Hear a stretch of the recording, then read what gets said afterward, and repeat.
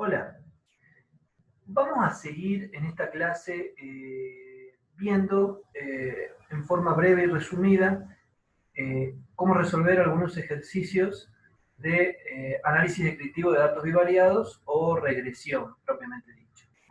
En la clase pasada ya habíamos hecho un ejercicio integral con toda la temática relacionada con regresión para estadística 1.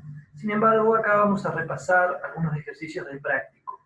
En el ejercicio 1 tenemos acá una relación entre dos variables. Una variable va a ser la razón precio-ganancia, que va a ser la variable independiente, y luego va a ser el porcentaje rendido de rentabilidad, que va a ser la variable dependiente. ¿Sí? En un diagrama de dispersión ponemos esas relaciones para ver si se podría llegar a representar ese conjunto de puntos en una recta, digamos, que pueda representar que por lo que vemos acá podría llegar a ser creciente. ¿Sí? Vamos a calcular en primer caso la covarianza de la muestra. La covarianza en sí la calculábamos con una fórmula que es el producto, es la sumatoria del producto de las diferencias entre cada valor con respecto a su media, ¿sí? Tanto para la variable independiente como para la variable dependiente, dividido en n-1. El coeficiente de correlación es con esa misma covarianza dividido el producto del desvío de X por el desvío de Y. Por lo que acá sacábamos un coeficiente de correlación de 0,4936, que lo considerábamos significativo. Positivo, hay una correlación positiva significativa, no fuerte. Vamos a hacer la recta de regresión en este caso, o a calcular los coeficientes de regresión, el B sub 0 y el B sub 1. En este caso, para calcular el B sub 1 usamos una fórmula en sí alternativa y llegamos a que el B sub 1 es igual a 2,2803. ¿Sí? Y para calcular en sí el B sub 0 necesitamos la media de Y, la media de X y el B sub 1. O sea que primero necesitamos el B sub 1. Y el B sub 0 nos va a dar igual a menos 1,2650. Entonces estimamos la recta de regresión en menos 1,2650 más 2,2803x. ¿Sí?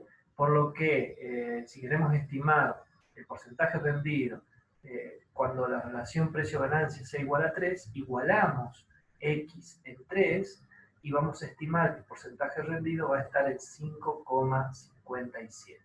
También podemos calcular el error estándar de estimación. Recuerden que el error estándar de estimación lo calculábamos mediante la suma de cuadrados debido al error dividido n-2 y aplicábamos sobre eso raíz cuadrada. Nos decía en promedio cuánto diferían los valores reales con respecto a la recta de regresión en términos de la variable dependiente, en términos de y. Y con eso llegábamos a 2,88. También podemos calcular el coeficiente de determinación, que en este caso es la suma de cuadrados debido a la regresión sobre la suma de cuadrados totales. El numerador lo sacamos por diferencia. Suma de cuadrados totales menos la suma de cuadrados debido al error es la suma de cuadrados debido a la regresión. Y ahí sacamos que nos da igual a 0,2437. Que también, aplicando estas fórmulas, que son las fórmulas que salen del análisis de la variación total, gráficamente donde lo sacábamos, nos daba también igual a ese 0,2437. También podíamos llegar a sacar el coeficiente de determinación ajustado, ¿sí? Que tiene en cuenta los grados de libertad, y acá, como tenemos un tamaño de muestra chico, que es igual a 2, 4, 6, 7, son 7, n es igual a 7, el ajuste va a ser mayor. A medida que va aumentando el tamaño de la muestra, esto difiere muchísimo menos de esto, se va aproximando. Pero a medida que n es más chico, el ajuste va a ser mayor, o la diferencia entre el coeficiente de determinación común y el coeficiente de determinación ajustado va a ser mayor. ¿Sí? Los puntos 3, digamos, son en sí puntos teóricos donde se hacen determinadas demostraciones para poder demostrar, el 4 también, lo que está pidiendo, el 5 también, donde compruebe que la media de X y la media de Y, o sea, el punto que está ahí, está dentro de la recta de regresión, es una comprobación que se va haciendo. El 6 también, lo sacamos mediante un intercambio de términos, un movimiento despejando B sub 1. Y en el 7 tenemos un ejercicio similar, donde también hacemos un diagrama de dispersión, observamos que los puntos se pueden llegar a representar mediante una recta de regresión, de forma, acá vemos que está cayendo a medida que aumenta X y va disminuyendo, ¿sí? Por lo que la pendiente nos va a dar negativa. Podemos sacar la covarianza, que acá la covarianza nos estaría dando negativa, ¿sí? Y en función de eso, también podemos sacar el coeficiente de correlación. El coeficiente de correlación, que va a ser la covarianza dividido del producto del desvío de X con el desvío de Y, también nos da negativo, ya al tener una covarianza negativa, y vamos a tener un coeficiente de correlación negativo, pero muy alto, o sea, muy fuerte, pero negativo, ¿sí? O sea que a medida que va creciendo X, Y también se va a ir modificando, va a ir variando fuertemente, pero en forma negativa. O sea que Y va a ir decreciendo. También calculamos el B sub 1, calculamos el B sub 0 y también podemos estimar la recta de regresión. Y acá donde observamos que la pendiente es negativa. En el caso que el número de faltas acá lo igualamos en 4,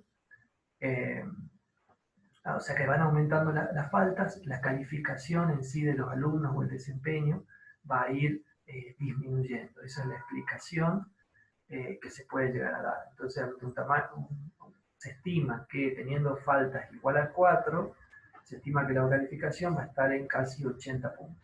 ¿Sí? También podemos calcular el error estándar de estimación, que nos da igual a 4,90, y el respectivo coeficiente de determinación y coeficiente de determinación ajustado. Acá ya al tener un tamaño de muestra ya igual a 2, 4, 6, 8, 10,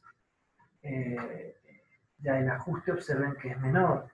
0,80 sería el coeficiente de determinación común y 0,78 el ajustado. ¿Sí? En el ejercicio 9 también se va repasando lo mismo. Acá tenemos una pendiente que va a ir siendo en forma positiva, se observa. ¿Sí? Y también calculamos la pendiente, calculamos la constante, se va a ordenar al origen, y podemos llegar a estimar. ¿Sí? Por sí también podemos sacar el coeficiente, el error estándar de estimación. Con respecto, bueno, el coeficiente de determinación y esas cuestiones, son más ejercicios sobre lo mismo. Con respecto al análisis de variación total, ya habíamos visto en el ejercicio, en la clase anterior, donde empezábamos a hablar en sí del análisis de la variación total, por lo que lo pueden repasar en el video anterior en YouTube, ¿sí? Donde acá sabemos que la suma de cuadrados del error más la suma de cuadrados de la regresión es igual a la suma de cuadrados totales, ¿sí? En el ejercicio 14 se va viendo aproximadamente lo mismo y llegamos al ejercicio 15, donde también se calcula en sí el coeficiente de correlación, pero siempre es bueno que asemejemos el coeficiente de correlación lineal. Cuando no lo indicamos, se interpreta que es el coeficiente de correlación de Pearson. También vamos a estudiar otro coeficiente de correlación, que es el coeficiente de correlación por rangos de Spearman, ¿sí? Que en este caso lo único que se hace es se asigna rangos a la variable independiente y se asignan rangos a la variable dependiente. En función de eso, luego se sacan la diferencia de los rangos entre cada par de observaciones que observamos y luego elevamos al cuadrado esas diferencias y con eso, con este indicador, completamos esta fórmula que tenemos acá, donde el resto es n, un 6, o sea, el tamaño de la muestra, no es información complicada para generar. Y obtenemos un coeficiente de correlación por rangos de Spearman de 0,9879. Luego, bueno, trace una gráfica para ver si la relación es lineal. Acá se podría observar que es lineal, pero también como que va teniendo forma de S, o sea que ahí hay que tener un poco de cuidado también, ¿sí? También, para ir terminando, podemos ir calculando el coeficiente de correlación también, por ejemplo, para evaluar el criterio de dos jueces con respecto a cada competidor. Entonces, en este caso también, en la misma calificación que aplicaron los jueces a cada competidor, que ya en sí están ordenadas, eh, una calificación ordenados para cada juez, el mejor competidor con respecto al peor competidor, se va asignando un rango, un orden, una calificación, se sacan las diferencias y esas diferencias se le elevan al cuadrado. Y en sí también podemos llegar a calcular el coeficiente de correlación por rangos de Spearman. ¿Sí?